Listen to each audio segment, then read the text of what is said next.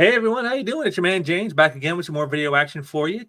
Today we're doing another Why It's Great. So thought I'd try to get one more bit in here before I have to head out for the show, which just less than a week away now, guys. So I'm going to heading out to SummerCon this next weekend. So I wanted to get one more video in before that. So this is what it's going to be. Today we're heading back into the 80s and we're going to check out some sweet Batman comics.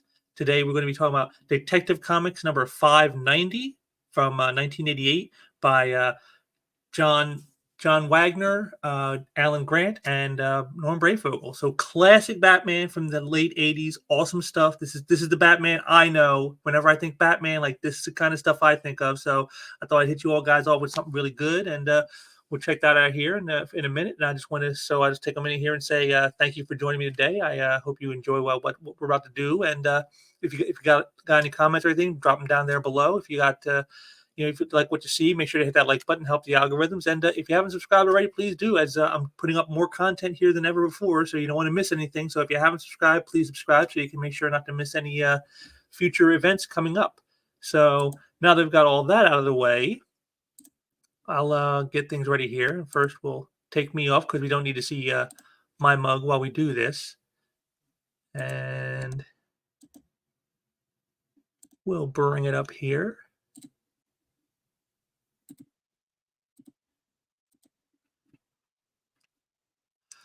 And there we are, the cover to Detective Comics number 590 by Norm Brayfogle here. And I just love this image. You know, Batman in London. You can see Big Ben there in the background. All the bats, of course, classic bats. And something you'll notice throughout this entire issue, and I'll try to point them out when I see them, is look at the way he handles the cape. That's one of the things I always loved about Norm Brayfogle's run with Batman, is the way he handled the cape. It's almost like it's a living being itself. You know, it's almost like another character. There's Batman and there's Batman's cape.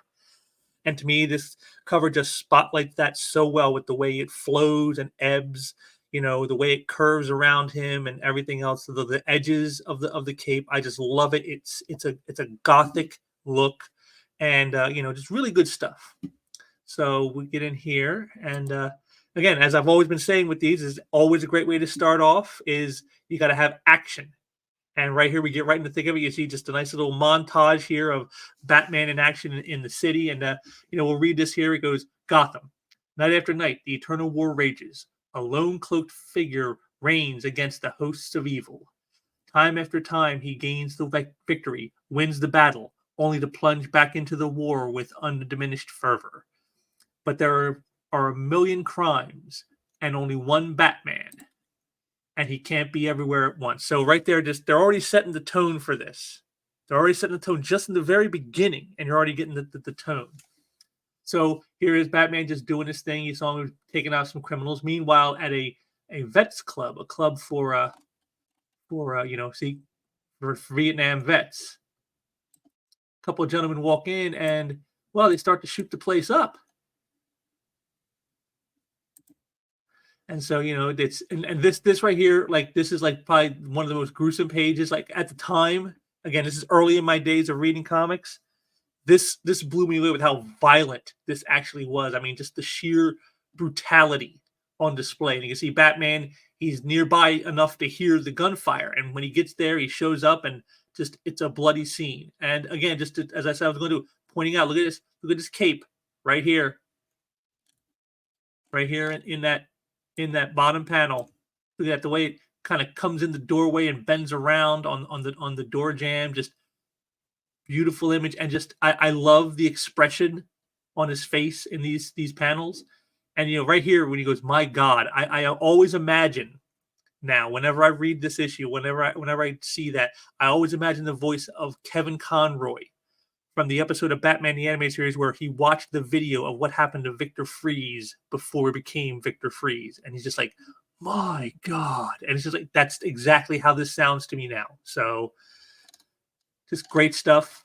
Just he's horrified at what he sees. So Gordon shows up on the scene, of course, and he's telling him don't blame himself, and he goes, somebody put those two men up to this. Somebody supplied them with the Uzis, and when I find out who, and just again, the expressiveness of Norm Brayfogle. Look at that look on his face. I mean, seeing this look, you can understand why criminals fear Batman. I mean, this looks, this is a look of like, just, you know, daggers from the eyes.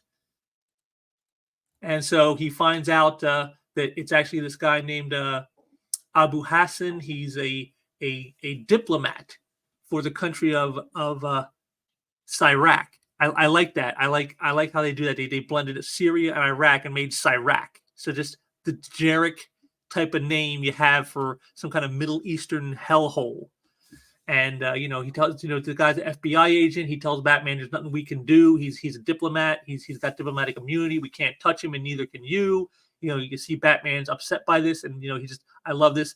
Nobody walks into my city, mows down 20 of my people, and walks away claiming diplomatic immunity. Not if the Batman can do something about it. So I mean, right there, you see, there it is. It's the righteous fury. The man with the cause is coming for the people responsible. And just the expressiveness, again, the look on that face. And I like how Norberto plays with the mask. Like, you would figure if it's really like a normal mask, the eye holes will never change. But you can see in each of these panels the squint, the wide-eyed shock, the narrowing of the eyes in anger. It's again, it's like I said, it's almost like the cape and cowl are almost like their own characters in a way, the way Norm Brayfogle does this, and I just love that. One of the things that always made Norm's run so special for me when I was reading it. So Batman takes off and he's trying to think, what to do, and he comes with a plot. He goes, every fiber of me calls out for justice, for retribution. London, eh? Maybe it's time Bruce Wayne took a vacation, because that's where Abu Hassan was supposedly flying to when this all went down. So he's nowhere on the scene. You can't touch him. He's got to, and plus he wasn't even here. He's in London. So of course, Bruce Wayne takes a little side jaunt to London, and he's waiting around, for the time when he can head out. See there's the cape and cowl in the bed, and he's just thinking. He goes, all I need is a place to do a little reading, a little waiting, and too much damn thinking. Just rehashing what happened. So then night shows. So Batman decides to head out, and it turns out that this is Guy Fawkes night in London. So a very big day for those of you who don't know. Guy Fawkes was a terrorist, you could say, of his day in London, who tried to blow up Parliament, but he failed, and he basically died a traitor. So they remember that by by having a night where they remember his his traitorous actions, and burn effigies of him and stuff like that. So Batman's heading out, and he goes, because there's a famous line where he goes, "Remember, remember, remember the 5th of November."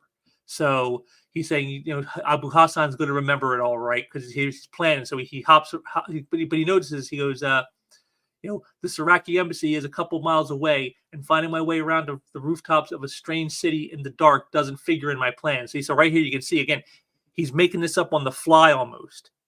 This isn't like, his normal mode where he's in Gotham and has all his toys and all his computers and all his, knowledge of the city. Here he's in a city that he doesn't recognize. He's not as familiar with this as he is Gotham. So he's got to play it more by ear. And it's something you're going to see throughout this entire story of how he's playing this.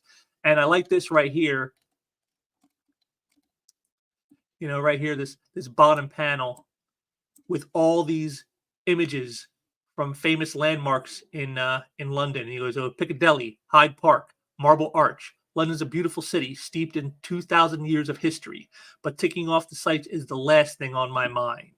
So I just like how Norma managed to squeeze in, because it's almost like a little bit of educational stuff for you in this. They kind of squeeze in a little bit of knowledge. Like, here's famous places and landmarks in the city of London. So I like that.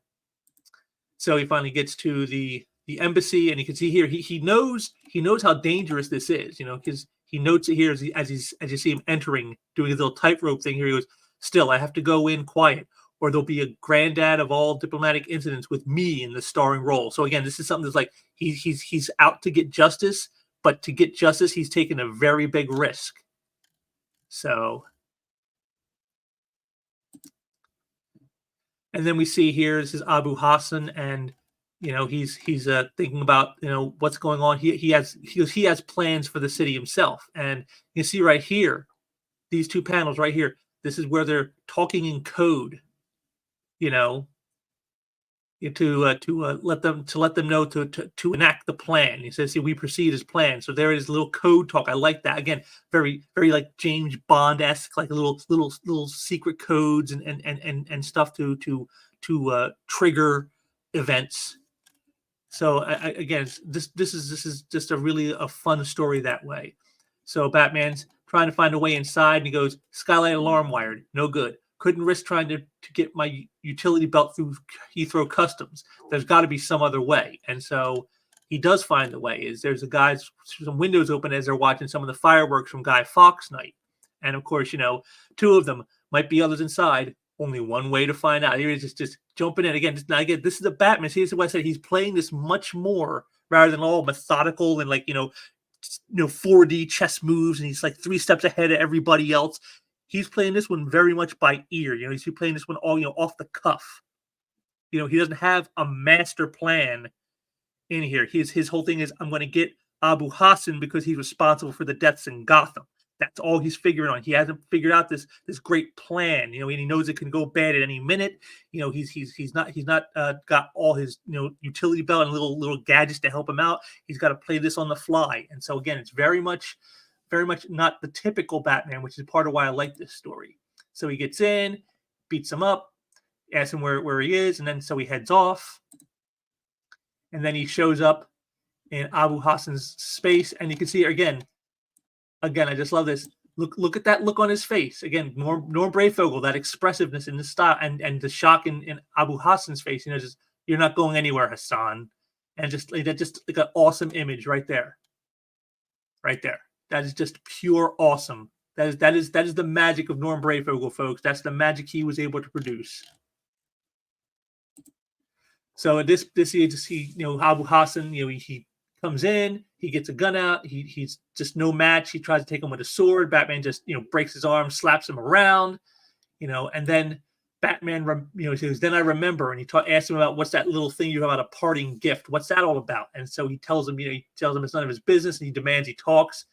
And then we get to some serious thoughts in this. And he goes, "You Americans and your British kin, you think if you shout loudly enough, if you bully enough, you will always get your way.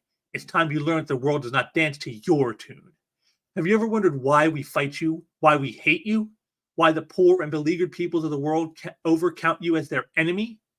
No, you're too blind, too arrogant to see the misery your power and politics and greed have caused. You exploit the weak. You rape their lands with your plastic technology. You corrupt the people with your almighty dollar. And then you dare look so aggrieved, so innocent when we strike back." So here it is. This is again the classic, terrorist type of attitude for things. We're just doing what we have to because you're the bad guys. You're really the problem. It's always the other guy that's the problem. And again, listening to these things he says, it reflects so much to today. Like when you think of what the activists in this country say about how they hate America, and how many of this is the same kind of things they tell you. So it's very much playing to that whole thing of who's really right and who's really wrong, that whole moral gray area. And so they continue on here. Batman at first he's not listening to it, and because he goes out and he listens on morality from a murderer, and he goes, "We fight with terror because it's the only weapon you have left us. And your country, it does not murder, it does not bomb women and children. It has not for years propped up a dozen tyrants who brutalize and persecute their own people. And why? For your own selfish ends. Hypocrite. You do well to hide behind that mask." And I just you can see it. Look at the expressiveness of Norm Brayfogle, from righteous anger to almost befuddlement, and then just here the close up of the eyes, just almost he doesn't want to believe that what he's saying is true, but he knows there probably is at least some truth in it. Again, this is like the heart of the story. And he goes, but he tells him, "So you want to know what my plans were?" He goes, "Okay, here's what my plan is. My plan is I'm going to succeed where Guy Fawkes failed." And so, you mean Parliament, the House of Parliament? He's going to blow up the House of Parliament and kill the people there. So, of course, this was all done because he was plotting, with a guard who came in the scene. He gets Batman in a garage, and Batman quickly takes him out. Out goes Hassan through the window, and well, we see how he ends up. But Batman again. Look at that. Look at that expression right here. Good stuff. Good stuff. And he goes, a murderer is dead, but my job isn't over. So he tries to tell the cop outside, that there's going to be a terrorist attack at Parliament. He doesn't believe him because, hey, it's Guy Fawkes night. He thinks he's making it all up. So Batman, commandeers a car and takes off to try to get to Parliament in time, just as the terrorists are arriving there. And then we get a little something fun like this. This is something a little fun here. I just love these panels here. Parliament, which way? Turn right here, mate. Then first left and straight on. But you won't get in there dressed like that. He's a tourist. Batman is a tourist. He's lost in London. Doesn't know, how do I get to Parliament? Where are the? So I just think it's kind of funny. Put a little humor in this very tense, very dramatic sequence. I like that how Wagner and Alan Grant did that. They brought some humor in. Just slipping little bits where they can. So the terrorists go in, they kill the guard. Before they can get inside, here comes Batman, and he sends the car their way and jumps out. And you can see he gets a little nick himself. Car hits, and boom, up go the terrorists. One of them must have been wired, a living bomb. They came prepared to die, and they got their wish. And again, nice image here, this shot of Batman right here on the ground, wrapped up in his cape. Again, like I said, the cape, it's almost like a living creature itself. It's almost like it's its own character, the way they've used it.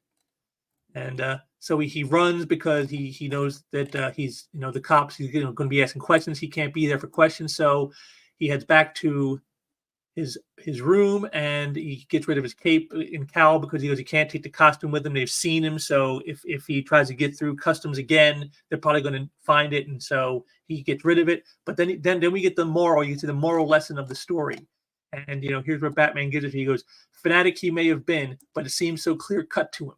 Could it be true? Could my country, my America, be so guilty? There has to be an answer, but I don't know it." And it just leaves it there. With the cape and cowl burning in effigy, the same as Guy Fawkes. So just a really, really great issue here. This was a lot of fun. Like I said, a little international intrigue. You got terrorism. You've got a righteous Batman, who's working on the fly and not, Mr. I got all the angles figured like he normally does. He's playing this very much off the cuff. Could be an international incident if he does things wrong. And another thing I liked is, like you can see right here on this page. I mean, you see, here's where he was shot, but you can see, look at all the marks on his body from like years of punishment. See, and these are like the little details that a lot of people don't think about when they're working on a character like Batman. Is he's been in a lot of scrapes. You figure he's going to be marked up pretty good, and that's what this is here. And on this next page, you see some of that, so it's like, I like that Norm Brayfogle put that in there to say, hey, this is a guy who's been through the ringer more than once or twice in his life. I like that. So it's just little fun little touches. And Wagner and Grant, they did a great job with the story. It's one that could easily be something that we take from like today's world, from the headlines of the news and everything else. We've all seen these types of situations happen. Terrorists going in and shooting a place up, killing a bunch of people. Diplomatic immunity being used to protect people who are criminals. Again, these are all things that like pretty much play to our world. And this is what makes Batman such a great character to use in situations. It's like, you couldn't really do stories like this as easily with superpowered characters. Someone like a Superman or a Spider-Man or something like that. Batman is a character who, like, because he is so grounded in reality, you can do real stories like this with him. And I really love the way they handled this, And again, they brought up the whole questions of, just how innocent is America when these things happen. The guy who killed those vets in that veterans, bar. Yeah, they're evil. And Hassan is evil for having them killed. But hasn't America done things like that? The moral quandaries, the questions that you have no easy answers for. The Batman says, he goes, there has to be an answer, but I don't know it. And it's like, so it's almost like he wants to know the answer, but he knows he probably never is going to, and it's just something else he has to learn to live with just like the people who died. You know, because he said he was right there. He was just a few hundred yards away from the shooting, and but I didn't see them. I didn't know that was going to happen. You know, and now he's got to live with it. You saw that it still bothers him. You know, back on that one page here. Let me see if I can get back to it. See, he's still thinking about it right here. It still bothers him that he couldn't stop that. You know, so I mean, and so the whole thing of America and its role in all of this, its international politicking and everything, and the role it plays and some of the stuff that goes down, you know, there's nothing he can do about that either, and yet it still weighs on him. So again, I just loved how they played all this up. I liked the fun aspects of taking real life and marrying it with the comic world and making it into something that's the both resonates and can also yet entertain at the same time. And again, it's I love the action here. Again, that page of the killing right here. I mean, this is just brutal.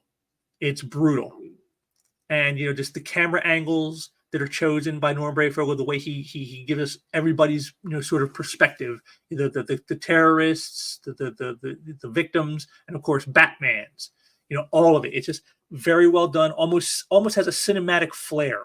Like this is the kind of a Batman story that if you had like a Batman television series, you could make this an episode of the show. It's just that good. The writing is taut, and it's very tense. Like I said, he's in a city he's not familiar with, without any of his familiar gadgets. And he's got to on the fly figure out how he's going to get in here and get this guy who's responsible for this massacre. And so again, it's just a very well done story. I really enjoyed it. Detective 590. It's classic Batman. It's classic Brayfogle. It's everything you could want. The villain, of course, gets his comeuppance, but yet in the end, there are no easy answers to any of it, and I like that. So even though the bad guys are punished, the war goes on, and it's not going to be getting any easier. The questions and the battles are not going to get any easier on you. So I really enjoyed this a lot. I think it's a great story. And again, just a great Batman tale. If you love the character, if you love good action, if you love like maybe some spy thriller stuff like James Bond and the like, I think you really dig on this story. It's a lot of fun, and it shouldn't be very expensive. Probably $5 to $8. You could probably get a very high grade copy of this book. Again, always trying to keep it easy on you guys, trying to keep your wallets from screaming in pain, because I certainly know how that feels sometimes for me. So. But there you go, Detective 590, a classic comic from the 80s. That's just one of those gems that no one probably took note of at the time. Like I know I certainly didn't. I was too busy enjoying them. I wasn't thinking, hey, this is a really great story. This is something that people should know about. I just was enjoying them just because there was so much great stuff at that time. And but nowadays you got to look for the good stuff. So if you're looking for something good, Detective 590, check it out. It's just everything you could want in a great Batman story. International intrigue and action and terrorism and questionable morality and the foibles of life, and all that's all rolled into one story in an international setting in London. It's just a beautiful, and again, that cover with the living cape, that Norm Brayfogle basically was his stand, like just as Todd McFarlane created the spaghetti webbing for Spider-Man, and that's like his claim to fame for that forever now. I think the living cape of Batman should be the one for Norm Brayfogle, because he made that cape. You saw many different designs and the way it flows and the way it moved in the issue. It was almost like a thing alive, and that's something that was uniquely Norm Brayfogle at the time. And so I think that's definitely a feather in his cap that he should be remembered for, is the man who made Batman's cape alive. So I want to thank you all for joining me today. I hope you got some enjoyment out of this. I hope you go check the issue out. Let me know what you think. Have you read the issue? What are your thoughts on it? Did you like the more real world aspects being put in there with the terrorism and stuff like that, or do you think that took away from the story? Would you like to see more stuff like that? Would you like to see less? Just tell me what you think if you read the issue, or if you saw something in there that you thought was kind of maybe I missed. Let me know. Drop me a comment in there, because I always want to hear what you guys got to say. And like I said, this is probably going to be my last video I do before the SummerCon event.